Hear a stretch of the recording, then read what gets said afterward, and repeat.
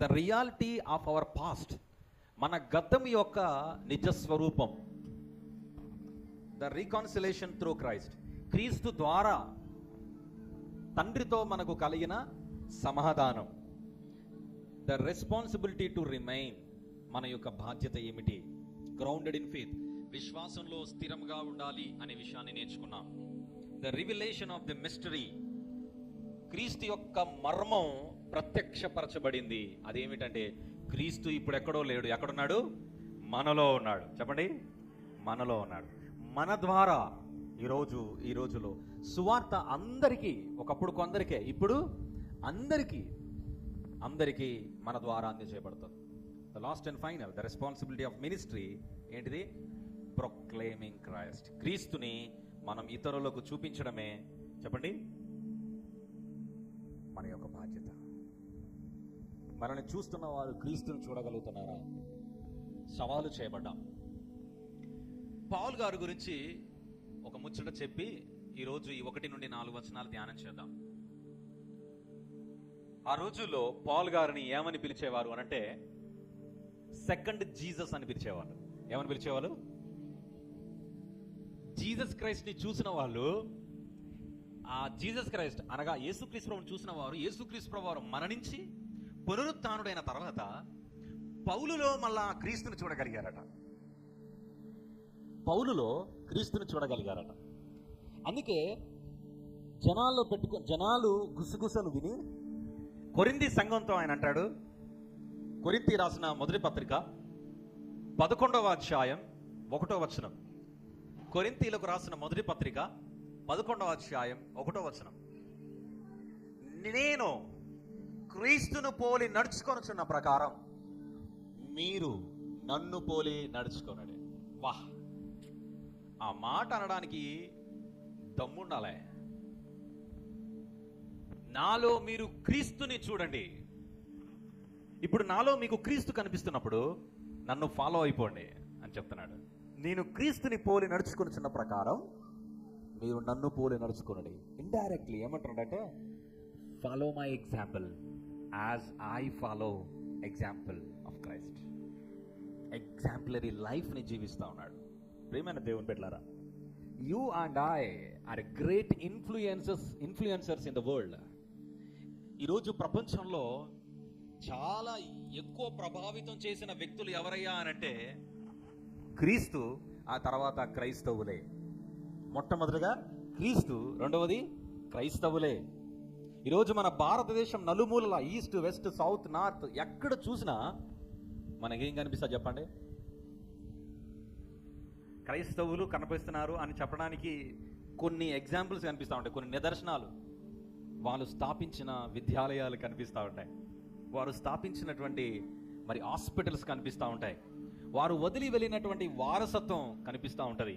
ప్రియమైన దేవుని బిడ్డలారా, క్రిస్టియన్ లైఫ్, క్రైస్తవుని జీవితం ఒక మాదిరి జీవితంగా ఉండాలి అనేది దేవుని వాక్యం చెబుతున్నటువంటి గొప్ప సత్యం. Every Christian should live exemplary life. That is Paul saying. Paul గారు అదే చెప్తా ఉన్నారు. అసలు కొలస్సీ సంఘానికి ఈ పత్రిక రాయడానికి గల ముఖ్య ఉద్దేశం కూడా మీలో క్రీస్తు కనిపించాలి. చదవండి 1వ అధ్యాయం 28వ వచనం కదా, ఎవరైనా చదువుతారా? ఆ మాటను అండర్లైన్ చేసుకోమని చెప్పాను. ప్రతి మనుష్యుని క్రీస్తునందు సంపూర్ణునిగా చేసి ఆయన ఎదుట నిలవబెట్టాలి. Completion in Christ, not half in Christ. క్రీస్తుని కొంచెం చూపించడం కాదు, లేకపోతే క్రీస్తుని ఒక చోట చూపించి మరొక చోట చూపించకుండా ఉండు కాదు. మనం ఎక్కడైతే జీవిస్తున్నామో అక్కడ మనలో క్రీస్తు కనిపించినట్లు క్రీస్తులో మనం సంపూర్ణునిగా అవ్వాలి. Let me bring you one example. నా వైపు చూడండి, అందరూ నాకేలే చూడండి. కొన్నిసార్లు అంటారు కదా, ఊహించుకోండి అంటారు కదా. ఇప్పుడు మీరు అందరూ ఊహించుకోవాలి. మిమ్మల్ని ఊహించుకోవడానికి ఏ హిమాలయాలకు మిమ్మల్ని తీసుకుపోను, కానీ నా చేతుల్లోకి వెళ్ళి చూడండి. నా చేతిలో నేను చెప్పింది ఊహించుకోండి. నా చేతిలో ఓకే ట్రాన్స్పరెంట్ గ్లాస్ ఉంది, దాంట్లో వాటర్ పోసాను. దాంట్లో ఏం పోసాను? మీరు అందరూ చెప్పాలా? వాటర్ పోసాను. రైట్. మొదట ఏం చేశానంటే ఒక ప్లాస్టిక్ బబుల్ వేశాను. ప్లాస్టిక్ బాల్ వేస్తే అది నీళ్ళల్లో మునిగిందా తేలుతుందా? ఓకే. రాయేసిన మునిగిందా తేలిందా? ఓకే. మీలో స్పాంజ్ తెలుసా? స్పాంజ్ ఏది మేస్త్రి యూజ్ చేస్తాడు, టీచర్ కూడా యూజ్ చేస్తారు బోట్లను క్లీన్ చేయని. స్పాంజ్ చేసిన ఏమైంది?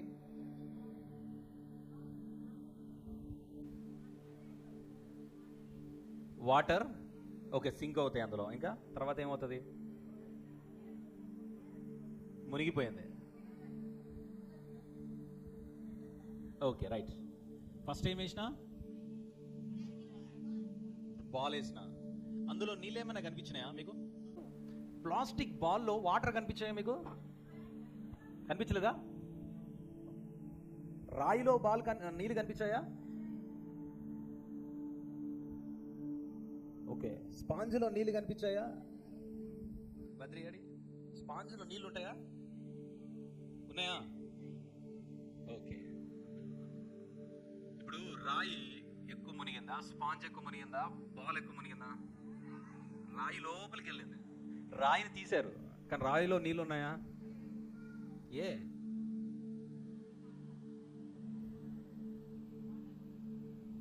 అది రాయనా? రాయిలో నీళ్ళు ఎట్లా పోతాయి కదా? రాయిలో నీళ్ళు ఎట్లా పోతాయి? నీళ్ళలోకి రాయి పోతుంది. ఎన్నాళ్ళున్నా రాయిలోకి నీళ్లు వెళ్ళవు. ఏం చెప్తాను అన్నా? రాయి, ప్లాస్టిక్ బాల్, స్పాంజ్, ఈ మూడిట్లో ఒక క్రైస్తవుడు ఎలా ఉంటే బాగుంటుంది? ఇక్కడ ఉన్నవారు స్పాంజ్ అంటున్నారు. స్పాంజ్ అన్నలో చేతులు ఎత్తండి.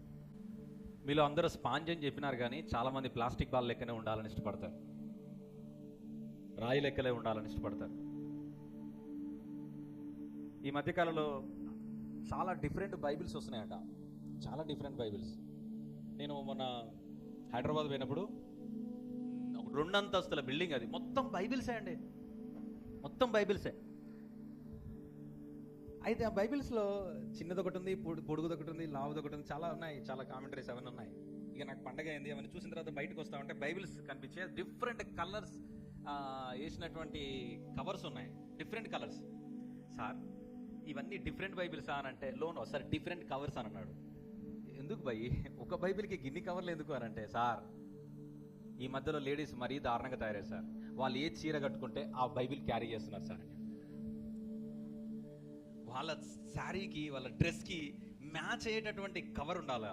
రెండవది, చాలా పెద్ద బైబిల్స్ మోయడానికి ఇష్టపడట్లేదు సార్, జస్ట్ హ్యాండ్లో ఫోన్ ఉన్నట్టు ఉండాలి బైబిల్. యూనో, వీళ్ళందరూ ప్లాస్టిక్ బాల్ అంటోళ్ళు.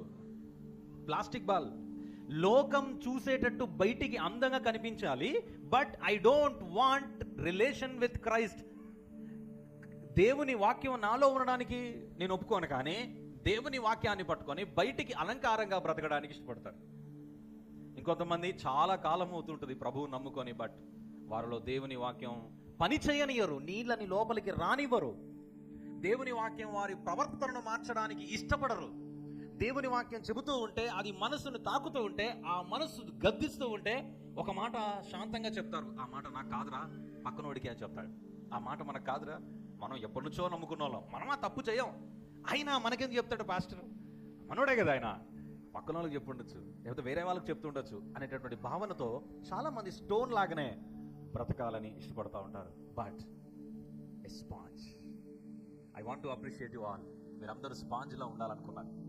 అవును నా ప్రియమైన దేవుని కుటుంబం, దేవుడు మన నుండి ఏం కోరుకుంటా ఉన్నాడంటే, ఆయనలో ఉండాలి, ఆయన మనలో ఉండాలి. చెప్పండి అందరూ, ఆయనలో మనం ఉండాలి, మనలో ఆయన ఉండాలి. We should be in Christ and Christ in us. Christ in us అనేది దేవుడు చేసిన కార్యం. దేవుడు మనలో ఉండాలనేటువంటిది ఆయన ఆశ. అది మనలో నుండి ఆయన ప్రొక్లెయిమ్ అవ్వాలనుకుంటున్నాడు, వ్యాపించాలి అనుకుంటున్నాడు. మనలో నుండి ఆయన విశ్వానికి కనబడాలని ఇష్టపడుతున్నాడు. బికాజ్ ఈ టుక్ అవర్ ప్లేస్ కదా, సిలువలో మన స్థానాన్ని ఆయన తీసుకున్నాడు. ఈ మాట చెప్పండి, సిలువలో నా స్థానాన్ని తీసుకున్న యేసయ్య ఇప్పుడు భూమి మీద ఆయన స్థానాన్ని నాకు ఇచ్చాడు. అర్థమైంది కదా?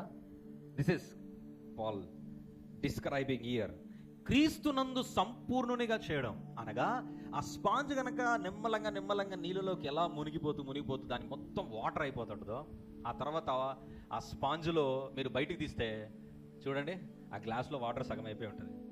ఆ స్పాంజ్ తీసుకొని దేనికి యూజ్ చేస్తారు? ఒకవేళ మా టీచర్లకు ఇస్తే కనుక మంచి బోర్డు అంతా క్లీన్ చేస్తారు. ఆ స్పాంజ్లో ఉన్న నీరు ఏం చేస్తుంది?